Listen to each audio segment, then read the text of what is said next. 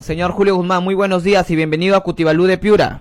Muy buenos días, muchísimas gracias por la invitación, feliz de poder estar con ustedes. Sí, empecemos hablando sobre lo que viene sucediendo en el Congreso de la República y esto último de los cambios constitucionales.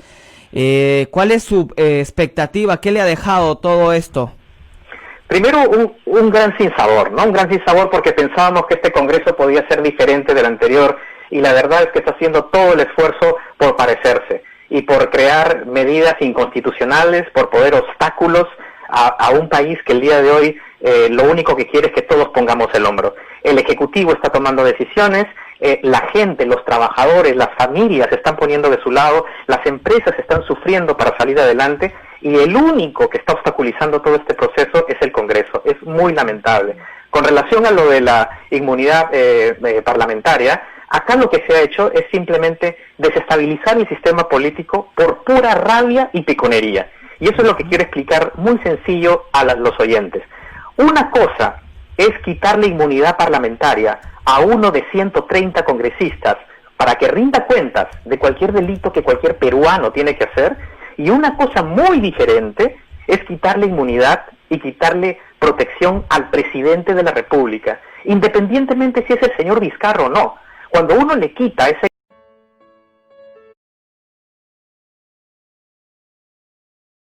en todo el mundo, diseñan un poder ejecutivo que tenga la facilidad de poder gobernar. ¿Usted se imagina si es que mañana el presidente le quitan inmunidad? No va a poder gobernar, pues, porque va a tener que dedicarse a defenderse, independientemente si es que fuera culpable o no.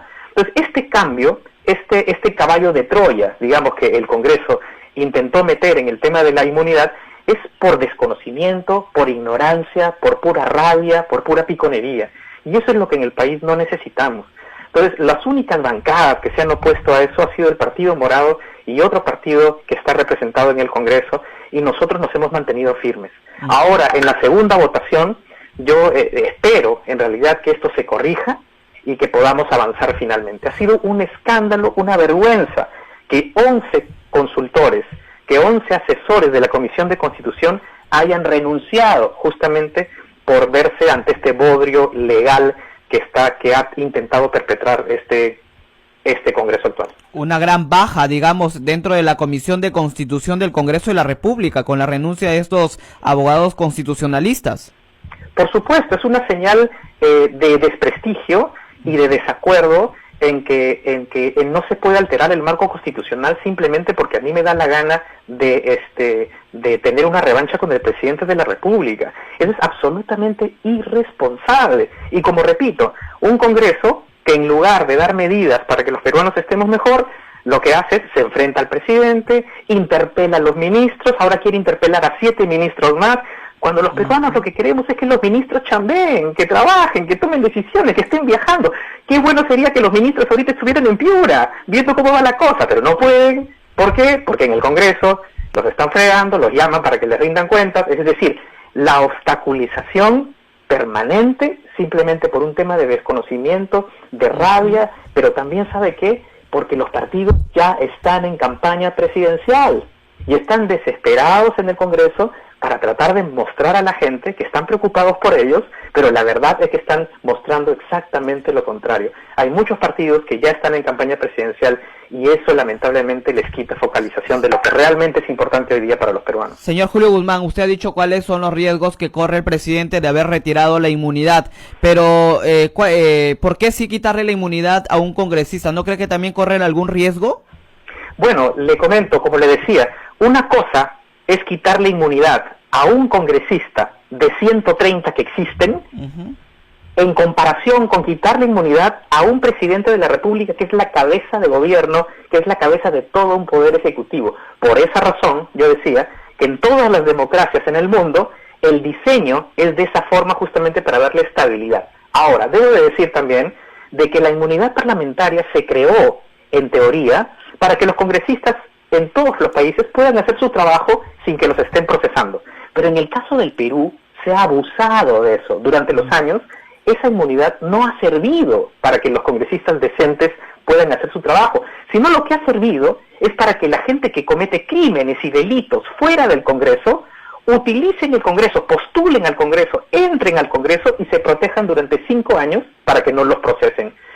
Se ha desnaturalizado la figura de la inmunidad, se ha abusado de la figura de la inmunidad y hoy día, en los congresos anteriores, tenemos gente que ha sido sentenciada y que simplemente ha postulado al Congreso no porque quiere hacer política partidaria, ni porque quiere ayudar a los peruanos, sino simplemente porque quiere protegerse durante 5 años para que la justicia no los persiga. Y ese es el problema de la política el día de hoy, que la gente no entra al Congreso necesariamente por vocación, sino entra por intereses comerciales, por intereses económicos y también por intereses legales para poder protegerse.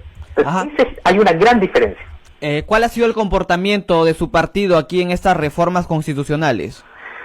Bastante consistentes, no solo en la reforma de la inmunidad, sino también el prohibir que los sentenciados puedan participar. Es una cosa de locos, es decir, cuando los peruanos quieren que gente limpia entre al Congreso, la mayoría de este Congreso se opone a que los sentenciados puedan participar en las elecciones.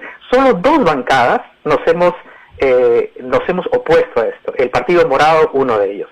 Y con relación a lo segundo, a la inmunidad parlamentaria también, el Partido Morado con otro partido hemos sido los únicos en mayoría que nos hemos opuesto a que se dé este absurdo constitucional. Y la verdad es que nuevamente nos sorprendemos que la mayoría de este Congreso esté a puro punche tratando de ponerse al mismo nivel que el Congreso anterior. ¿Hay unidad en el Partido Morado, en la bancada del Partido Morado dentro del Congreso?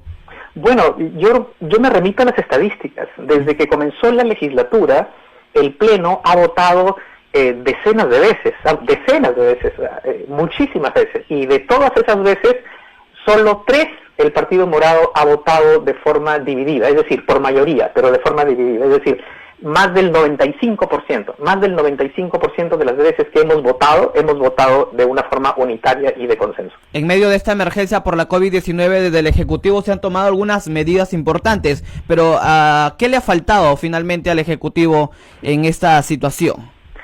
Hay 2 problemas, un problema de fondo y un problema circunstancial. El problema de fondo es que el país no ha estado preparado para una pandemia como esta. Es decir, en los últimos 30 años, el Perú se ha preocupado por tener grandes cifras macroeconómicas, de tener cuentas fiscales buenas, de tener la inflación controlada, pero en 30 años no nos hemos preocupado de invertir en las personas. No nos hemos preocupado en que las familias estén protegidas, no nos hemos preocupado en que la gente tenga buena educación, que tenga buena salud, que hayan buenas carreteras, que hayan accesos al agua para que la agricultura pueda florecer. Es decir, nuestro país ha venido creciendo no porque hemos invertido en las familias para su productividad, sino ha venido creciendo porque nos hemos fijado simplemente solo en la gran inversión y en las cuentas macroeconómicas. Entonces, cuando llega una pandemia y tú tienes un gobierno que quiere actuar, ¿cómo vas a actuar si tienes 25% de la población que vive en lugares hacinados? ¿Cómo puedes actuar si el 25% de la gente no tiene refrigeradora, si tienes que ir todos los días al mercado exponiéndose al contagio? ¿Cómo vas a actuar si el 75% de los trabajadores trabajan en el sector informal y no los puedes identificar?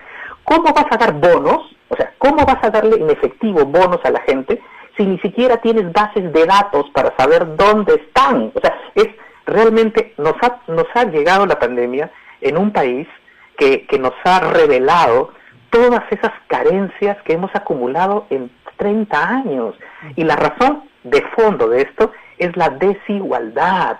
Es la desigualdad, es la madre de todos los problemas que estamos viviendo en la pandemia, de que tenemos un 30% de la población que tiene la capacidad de absorber los costos de la pandemia, pero un 70% de la población totalmente vulnerable que ha sido totalmente descuidada en los últimos 30 años. Entonces, ese es el gran problema de fondo, la desigualdad, la falta de justicia, la falta de servicios básicos elementales para la gente. ¿Cuál es el problema circunstancial de corto plazo? Y es el siguiente. Primero, el gobierno no tiene la capacidad de gestión suficiente como para poder hacer que los recursos lleguen. Les voy a dar un dato que los va a sorprender. En todo el mundo, y hay más de 200 países, el Perú es el 5º país que más plata está metiendo en la economía para luchar contra la pandemia. Miren, el 5º país en el mundo que más plata está metiendo para luchar contra la pandemia. Y sin embargo la gente siente que no le llega la plata. ¿Qué ha pasado? ¿Por qué? Claro, ¿por qué? Porque no tenemos los canales para que el dinero le llegue a la gente. Nuevamente, si yo entrego los bonos en el Banco de la Nación, es muy poquita gente la que va a poder acceder porque muy poca gente tiene cuenta bancaria. Entonces lo que hay que hacer ahí son cosas más originales. Lo que nosotros haríamos en el Partido Morado, y ya lo hemos recomendado, es que utilicemos los mapas georreferenciados. El Perú tiene mapas de todas las manzanas de donde vive toda la gente en las 15 principales ciudades. Lo que haríamos nosotros es mandaríamos al ejército, que son como 100.000 soldados, a casa por casa. Si sabemos dónde la gente pobre vive, porque tenemos esos mapas, entonces deberíamos tocar casa por casa, entregándole víveres, entregándole bonos en efectivo. Es un trabajo de gestión muy intenso, pero es algo que tenemos que hacer, porque estamos en una emergencia. Esta emergencia solo se compara con los costos de la guerra con Chile. Así de dramática es la situación.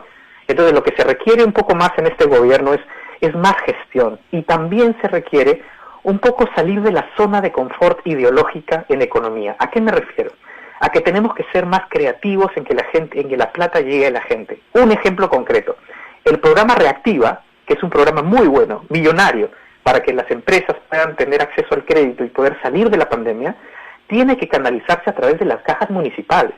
Y ustedes conocen esto muy bien en Piura, porque las cajas municipales están muy metidas en Piura. Si tú canalizas el apoyo a las pequeñas empresas a través de las cajas municipales, le va a llegar a más empresas, porque el cliente de las cajas municipales son empresas muy chiquitas que justamente son las que más se están perjudicando en esta pandemia. Entonces, yo diría que en temas circunstanciales lo que al gobierno le falta es un poco de gestión, más de gestión y un poco más de creatividad, de salir de tu zona de confort para poder hacer cosas nuevas que antes no se han hecho. ¿Y qué se debe hacer ahí para lograr esta capacidad de gestión en todo caso? Mire, en primer lugar, recordar que el gobierno del presidente Vizcarra llega muy debilitado. Cuando el presidente Kuczynski sale, llega debilitado en términos de organización. El presidente no tiene partido, no tiene organización, no tiene operadores políticos, no llegó con un equipo técnico. Entonces, para comenzar, es un problema. Pero, ¿qué se puede hacer? ¿Qué es lo que yo le he dicho al presidente de la República en los medios de comunicación? Que tiene que convocar aliados. ¿Quiénes son esos aliados, por ejemplo? Si a ti te falta una capacidad de administración y de logística para que puedas llegar a todos los distritos y centros poblados, tu mejor aliado es la iglesia. Convoca a la iglesia, a todas las iglesias que están presentes en todos los distritos, en todos los centros poblados. Ellos van a ser un gran aliado, porque además las iglesias no van a caer en corrupción, como por ejemplo sí lo están haciendo los gobiernos locales de una forma muy importante. Llama aliados, aparte de la iglesia. ¿Qué otro buen aliado es? Las Fuerzas Armadas. Hay que llamar a la FAP, a la Marina, al Ejército, que todos nos pongamos, que esa sea la capacidad operativa que tiene el gobierno. Yo, lamentablemente, yo no veo al Ejecutivo actualmente que esté tendiendo puentes con aliados para que los ayude. Una cosa es informar y decir, me voy a reunir con los partidos políticos, me voy a reunir con tal... Y otra cosa muy diferente es en esas reuniones decirle, oye, ayúdame, sé mi socio, sé mi aliado, porque no tengo capacidad de gestión y necesito que me des una mano. ¿No usted considera que el Ejecutivo no tiene un horizonte claro hacia dónde quiere llegar? Yo creo que el Ejecutivo está muy desconfiado. Está muy desconfiado de poder trabajar con aliados. Y me parece que eso es un error. Me parece que es un error pensar que solo el Ejecutivo va a poder salir de esto. Y lo que necesitamos ahora es que todos los peruanos pongamos de nuestra parte. Por ejemplo, yo le comento, qué terrible se ve a los políticos que lo único que hacen es criticar. Que dice, porque el Ejecutivo está metiendo la pata en esto, en otro. No, el político lo que tiene que hacer es decir, mira, este es el error, pero esta es la solución. Oye, no está teniendo aliados. ¿Qué aliados puede tener? No está llegando la plata a la gente. ¿Cómo hacemos para que llegue? El político tiene que dar soluciones, tiene que tener una actitud constructiva. No puede ser simplemente criticón cuando pasa una pandemia, y claro, es muy fácil ser general cuando la batalla ya ha terminado, ¿no es cierto? Y hablando de partidos, ¿usted considera que el Partido Morado es un buen aliado para el Ejecutivo? Yo creo que el Partido Morado es un buen aliado para el Perú. En realidad, mire, usted me está preguntando cosas y yo le digo cosas positivas que el gobierno está haciendo, y también en esta entrevista le estoy diciendo las cosas que no tan positivas está haciendo. Yo creo que eso es lo que deberíamos hacer. El Partido Morado es un partido pro Perú, y cualquier decisión que se tome a favor del Perú, el partido va a decir bien, y cualquier decisión que se tome en contra de los intereses de los peruanos, el partido va a decir está mal. Y esa es la posición que hemos tenido en esta primera legislatura. Yo estoy muy orgulloso y muy satisfecho del rol que los congresistas morados han cumplido. En toda esta legislatura, ningún escándalo político, ningún acto de corrupción, consistentes en las decisiones y en las posiciones que toman sobre los temas, y además cumpliendo sus promesas de campaña. Entonces, el Partido Morado es un partido sólido, es un partido consistente, coherente, y eso nos da la tranquilidad de poder gozar de las simpatías de los peruanos. Bien, no quiero culminar esta entrevista. El 11 de abril, ya considerado el día de las elecciones generales. ¿Cómo llega el Partido Morado para estas elecciones? Algo breve. Muy bien, el partido viene trabajando hace 5 años, y ese es uno de los grandes méritos. Nosotros venimos trabajando en una organización que está en más de 180 provincias del Perú. Yo he viajado a 132 provincias del Perú, que es lo que más orgulloso me tiene en toda mi vida, y este trabajo de 5 años nos ha permitido tener una organización nacional, un equipo técnico bastante sólido, una bancada que tiene 9 congresistas.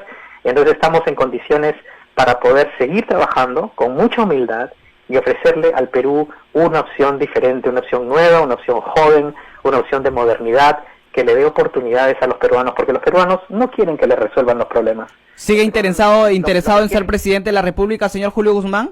¿Perdón? Disculpe. ¿Sigue interesado usted en ser presidente de la República? Yo digo claramente, yo tengo aspiraciones claras y firmes para ser candidato a la presidencia y ser presidente de la República, y eso pasará por la democracia interna de nuestro partido. Bien. Pero yo nunca voy a ocultarlo. Bien. Lo digo directamente. Yo voy a ser precandidato para la presidencia de la República, quiero ser candidato a la presidencia de la República y quiero ser presidente del Perú. Y todos los que quieran participar en elecciones internas, militantes del partido o fuera de nuestro partido, todos están invitados a participar en la democracia interna. Bien, pero yo no voy a negar mis aspiraciones claras para ser candidato a la presidencia. Bien, señor Julio Guzmán, nos ganó el tiempo. Gracias por esta comunicación. Que tenga muy buenos días. A ustedes, un abrazo.